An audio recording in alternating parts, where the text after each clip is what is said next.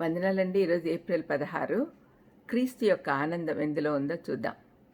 హెబ్రీలకు 12:2. ఆయన తన ఎదుట ఉంచబడిన ఆనందం కొరకై అవమానం నిర్లక్ష్యపెట్టి సిలువను సహించి దేవుని సింహాసనం యొక్క కుడిపార్శ్వన ఆసీనుడై ఉన్నాడు. క్రీస్తు యొక్క ఆనందము మన విమోచనలో ఉంది. యేసుప్రభు యొక్క నిజమైన ఆనందము, ఆదరణ, మహిమ మన పట్ల చూపుతున్న కృప, జాలి, క్షమాపణ, విమోచన వల్ల ఎక్కువ అవుతుంది. ఈ లోకంలో తన పట్ల విశ్వాసమున్న వారి కొరకు తనను కష్టపెట్టుకోవడంలో వెనుకాడాయన. ఇది అర్థం చేసుకోవడానికి ఒక చిన్న కథ చెప్తాను. కనికరం గల ఒక డాక్టరు అరణ్య ప్రాంతంలో వెనుకబడిన ప్రజల నడుమ వైద్యం చేయడానికి వెళ్ళాడు. వారిలో ఒక అంటురోగం ప్రబలిపోతున్నందున దానికి అవసరమైన మందులు, పరికరాలు అన్నీ తెప్పించుకున్నాడు. అది ఎలాంటి రోగమో కనుక్కొని దానికి సరైన మందులు సిద్ధపరచుకున్నాడు. అతను స్వతహాగా చాలా ధనవంతుడు కాబట్టి వారి యొద్ద నుండి ధనమేమీ ఆశించలేదు. అయితే అతను వారికి పరిచర్య ఉచితంగా చేయాలని ఆశపడుతున్న వ్యాధి బారిన పడిన వారు అతని యొద్దకు ముందుకు రావడానికి ఒప్పుకోలేదు. అతనేమో ఫ్రీగా ఇవ్వడానికి ఇష్టపడుతున్నాడు, కానీ వాళ్ళు రావడానికి ముందుకు ఒప్పుకోలేదు. మాకు ఎలాంటి సహాయం అవసరం లేదు అని అనుకున్నారు.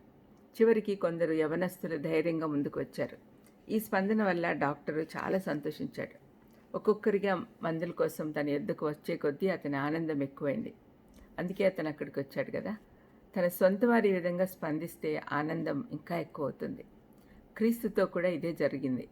మనము నిరాశ నిస్పృహలతోనూ సమస్యలతోనూ ఆయన యొద్దకు క్షమాపణ కొరకు వెళ్తే ప్రభు ఎప్పుడు కూడా చిరాకు పడడు. ఆయన మనల్ని ప్రేమించి స్వస్థపరచుటకే వచ్చాడు.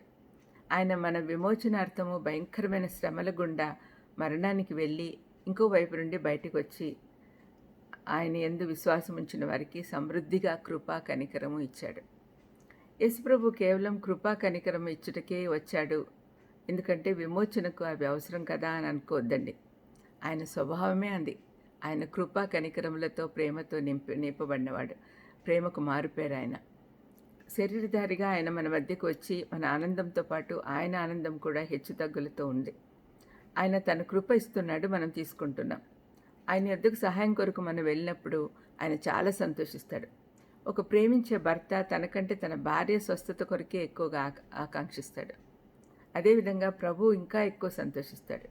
హెబ్రీ పత్రిక 12:2 మనం చదువుకున్న వాక్య భాగంలో ప్రభు యొక్క ఆనందం గురించి వ్రాయబడి ఉంది.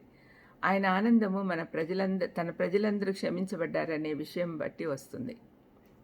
యేసుప్రభు దేవుని సింహాసనం యొక్క కుడిపార్శ్వన కూర్చుండుట ఆయన ప్రధాన యాజకత్వం గురించి చెప్తుంది. ఆయన దేవునికి మనకు నడుమ వారధి అయ్యాడు. ప్రభు తన్ను తాను బలిగా అర్పించుకొనుట వల్ల జరిగింది ఇది. ఆయన పడిన శ్రమలు భరించుటకు కారణము తన ప్రజలు రక్షింపబడతారనే ఆనందం. ప్రార్థన చేసుకుందాం. దయమేడ యేసునాయన, ఇంత గొప్ప త్యాగం చేసిన నువ్వు తండ్రి, మా ఆనందం కోసం ఎన్ని శ్రమలు అనుభవించావు తండ్రి. మమ్మల్ని విమోచించడంలోనే నీకు ఆనందం ఉంది అనే గొప్ప సత్యం మా హృదయాల్లో స్థిరపరచమని యేసుక్రీస్తు నామమున వేడుకొంచున్నాను తండ్రి.